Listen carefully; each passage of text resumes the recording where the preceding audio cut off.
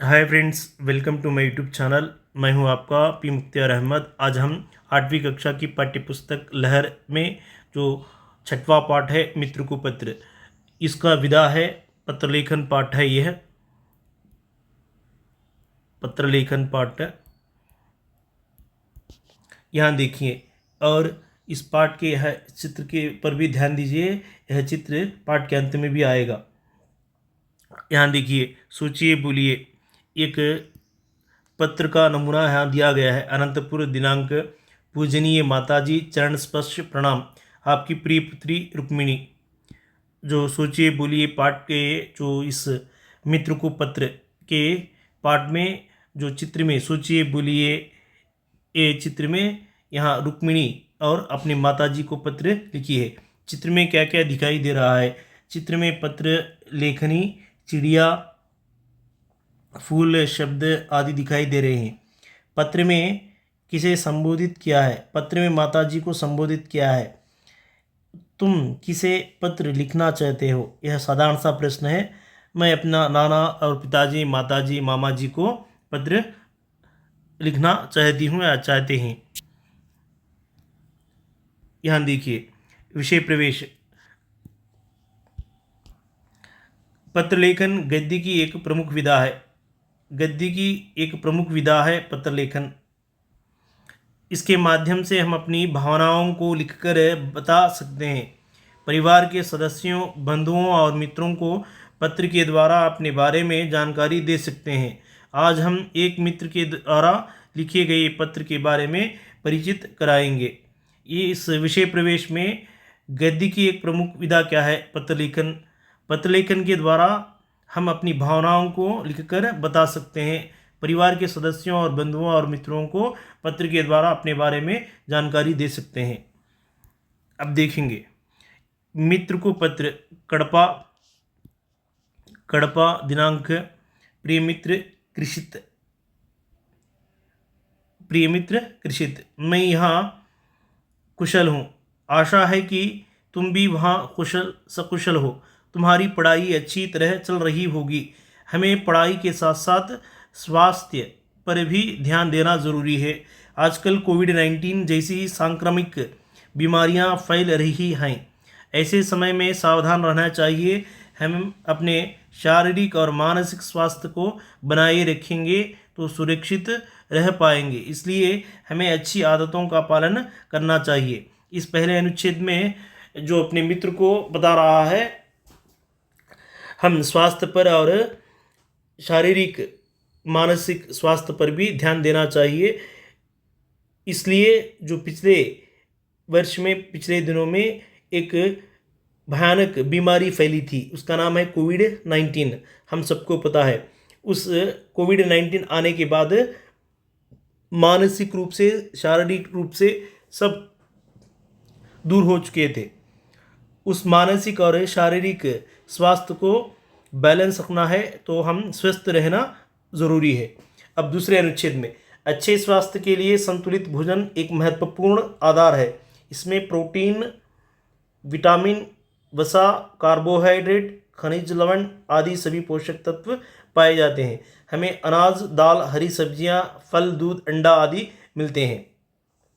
स्वास्थ्य के लिए कैसा भोजन चाहिए? संतुलित भोजन चाहिए। इस संतुलित भोजन में प्रोटीन मिलते हैं, विटामिन मिलते हैं, वसा मिलते हैं, कार्बोहाइड्रेट, खनिज लवण आदि सभी पोषक तत्व पाए जाते हैं। और हमें अनाज, दाल, हरी सब्जी, फल, दूध, अंडा आदि सब मिलते हैं। यहाँ उदाहरण का चित्र देखिए। और तीसरा अनुच्छेद, नियमित रूप से स्वच्छ जल का सेवन करना चाहिए। भोजन के साथ साथ पानी भी, स्वच्छ जल भी सेवन करना चाहिए। इससे शरीर में रक्त संचार ठीक रहता है, शरीर का तापमान संतुलित रहता है। आदि हर रोज़ कम से कम 2 से 4 लीटर पानी पीना चाहिए। यहाँ आदमी हर रोज़ 2 से 4 लीटर पानी पीना चाहिए। यहाँ देखिए प्रश्न, संतुलित भोजन में क्या क्या तत्व मिलते हैं?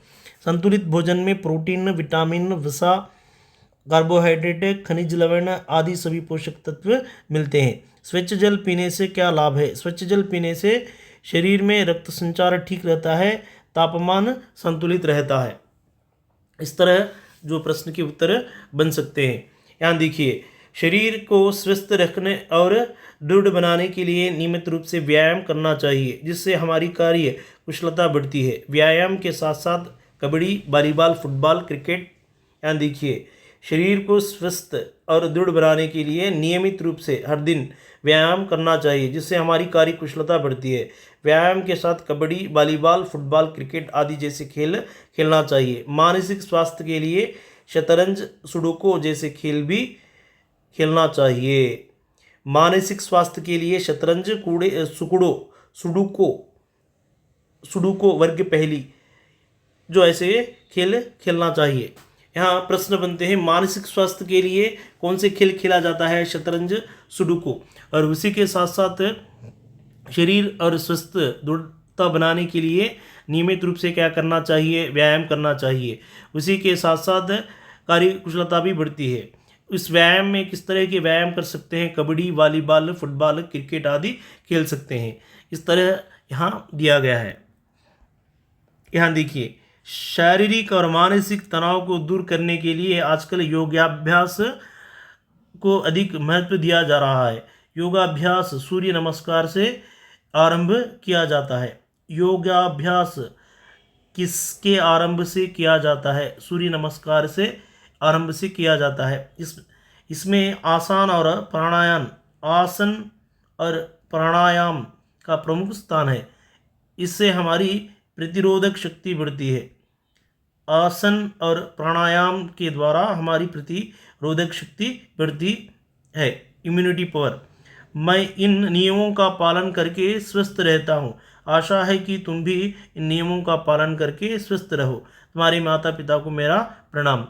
तुम्हारा प्रिय मित्र अयान। यहाँ अयान अपने मित्र को, कृषित को पत्र लिख रहा है स्वास्थ्य के बारे में, और किस तरह रहना है और क्या क्या लेना है। स्वस्थ भोजन किस तरह लेना चाहिए, पानी का सेवन किस तरह लेना चाहिए, व्यायाम किस तरह करना चाहिए और योगाभ्यास किस तरह करना चाहिए, इनके बारे में अयान अपना मित्र कृषित को पत्र लिखा है। पता कृषित अशोकनगर विजयवाड़ा, अयान अनंतपुर का है, यह कृषित विजयवाड़ा का है। यहाँ पाठ के मुख्य बिंदु के बारे में हम देखेंगे। इस पाठ में स्वास्थ्य के बारे में बताया गया है। सांक्रमिक बीमारी फैलते समय सावधान रहना चाहिए। अच्छे स्वास्थ्य के लिए संतुलित भोजन की आवश्यकता है। स्वच्छ जल के सेवन से रक्त संचार और शरीर का तापमान संतुलित रहता है। शरीर को चुस्त और दृढ़ बनाने के लिए व्यायाम करना चाहिए। यहाँ चुस्त का अर्थ है एक्टिव। शरीर को चुस्त और दृढ़ बनाने के लिए व्यायाम करना चाहिए। शारीरिक और मानसिक स्वास्थ्य के लिए योगाभ्यास करना चाहिए। यह यहाँ पर ध्यान दीजिए, इस पर शारीरिक और मानसिक स्वास्थ्य के लिए योगाभ्यास भी करना चाहिए। इन नियमों का पालन करने से हम स्वस्थ रहेंगे। Thank you friends, like me, share me, subscribe मी। इस वीडियो को अपने मित्रों को शेयर कीजिए और डीएससी का जो प्रिपरेशन चल रहा है उनके लिए अधिक उपयुक्त होगा, और डीएससी में भी प्रश्न आने की संभावनाएं अधिक से अधिक हैं।